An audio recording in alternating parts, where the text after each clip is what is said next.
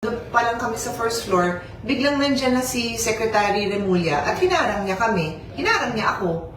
Sino ba siya dito sa Senate? Yes, you are a Secretary of the Republic of the Philippines, but this is the Senate of the Philippines. Senator ako. So bakit mo ako hinaharang? Di ko yung maintindihan.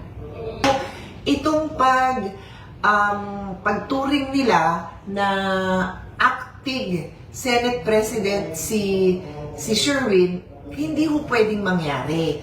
Wala silang karapatan na i-elect siya dahil hindi ho sila 13. Tapos siya rin, no, nung naging acting siya, naging Senate President Pro Temp siya, may Senate President Pro Temp pa tayo. Diba? Hindi ko napapahabain yung diskusyon na yan. I can if you want more, because very clear din sa rules natin kung kailan papalitan ang President. Kung patay na siya, kung ano nga ba yun? Nag-resign at na-remove siya. So, hindi naman nangyari yun. Incapacitated, hindi niya makayanan yung trabaho.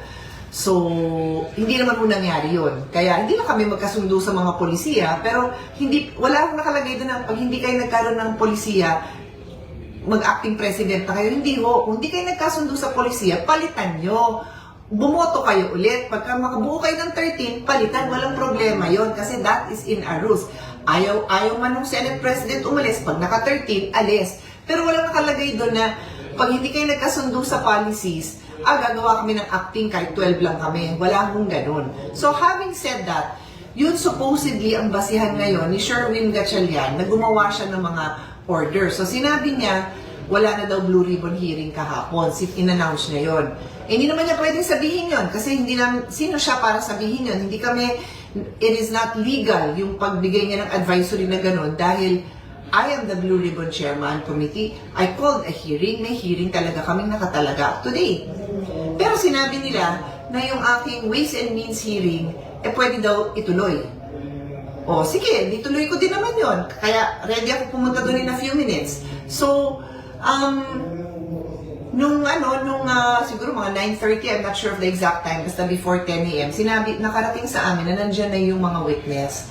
And sabi na, di pa akitin. Ayaw daw pa akitin. So bumaba ako. And you can capture that in many news coverages that have captured it. May nakita ko sa GMA7, parang TV5, kinover nila nung pagbaba ko, tapos kinausap ko yung Senate staff, and nag-thank you nga ako sa kanila after kasi they're just doing their job na inaalam nila kung sino ito, and syempre, I'm sure nalilito na sila kasi may nagsabi nga sa kanila ni Sherwin na huwag silang papasukin, pero nung sinabi kong sinusundo ko, di naman sila, wala namang problema. So, tinawag ko na yung Marines, sabi ko, halika na, pumunta na tayo dito, sumama kayo sa akin. So, sumama naman sila. And then, nung paliko kami, nandun pa lang kami sa first floor, biglang nandyan na si Secretary Remulla at hinarang niya kami. Hinarang niya ako. Sino ba siya dito sa Senate? Yes, you are a Secretary of the Republic of the Philippines, but this is the Senate of the Philippines. Senator ako. So bakit mo ako hinaharang? Di ko yung maintindihan. Kung ba't mo ginawa yun. Now, idadagdag ko kasi I have pahingin ko sa staff ko ngayon. Meron din nilabas na instruction si Senator Gatchalian. Ito ba yun na sinabi niya sinabi ni Gatchalian na pinapunta niya dito si Secretary Remulla for anong reason? To help security. Anyway, pangarap ko yung statement because hindi ako yung nagsabi ng statement niya. Siya. Pinapunta niya dito. Bakit? Ba't kailangan siya papuntahin dito? May Sergeant of Arms naman tayo. May security naman tayo. Maayos tayo dito. Ba't mo siya pinupunta? Siya yung nanggulo. Hindi niya ako pinayagan. Okay ba sa inyo yon, mga senators na kasama ko? Okay sa inyo yon? Nang isang senador, pipigilan? Hindi man tayo magkasundo sa policies. I will not allow somebody to do that to you. This is us. 24 senators. We are allowed to be here. Why would you do that? So ito, babasahin ko sa inyo. Inquirer. Quoting lang naman po ako sa Inquirer. Sabi dito, Interior and Local Government Secretary John Vic Remulla went to the Senate on Thursday upon Senate President Pro Temp Sherwin Gatchalian's request. Gatchalian confirmed during a press briefing, I personally sought the assistance of Secretary Remulla to ensure order and that the Senate premises is well protected. O ayan na nangyari, Sherwin. Ako yung hinaharang. May kasama akong guest, yes. O, ba't kailangan gawin yon? So yun ang isipin natin pagka gumagawa tayo ng kung ano-anong mga instructions, di nyo iniisip kung anong nagiging consequences. Ako yung hinaharang na makapasok dito sa sariling opisina. Anyway, so nakapasok na tayo. Thank you again to the Senate staff, to the media na nakatulong, nakarating tayo dun. So okay na. Okay na. I did my opening statement dun sa Blue Ribbon Committee hearing. And then, nagpaalam na nga ako because magpe-prepare na ako for my next hearing. Tapos, nakakita na naman ako ng another announcement. Patingin ulit. Babasahin ko sa inyo. Ito, I'll just show you na lang sa... mahirap makita kasi maliit, pero I will read it. I will read it to you. So, this is coming from the...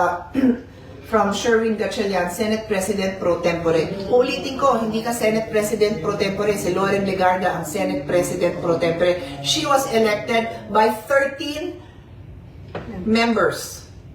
13. You were never elected by 13. Alam mo yan. So, Senate President Pro Tempore si Loren, hindi ikaw, Sherwin. Anyway, so ito ngayon ang in-issue ni Sherwin, where he is imagining that he is the Senate President pro tempore. Sabi niya, shorten work hours for June 4 today. Since no official business has been scheduled today. Doon ako nalilito.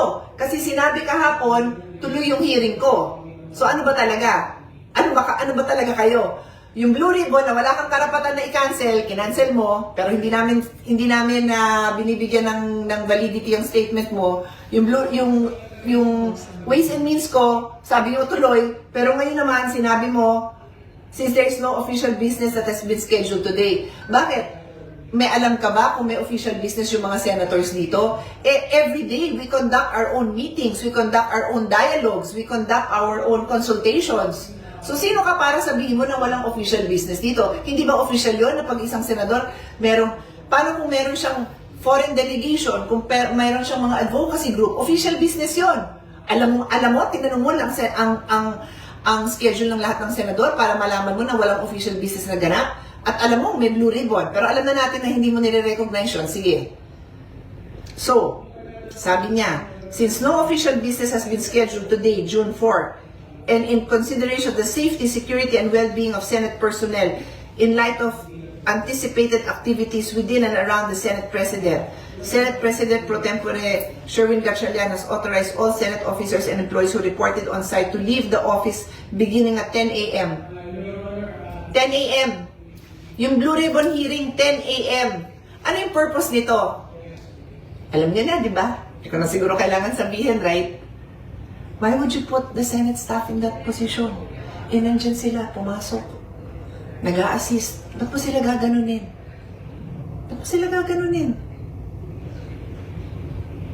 Tapos sabi mo, trabaho lang tayo? Talaga? Anyway, the hearing is ongoing. I'm good to go. Takbo na ako dun sa isa kong hearing. Stay tuned, everyone. Let's just pray for the well-being and the wisdom of all our elected officials. All.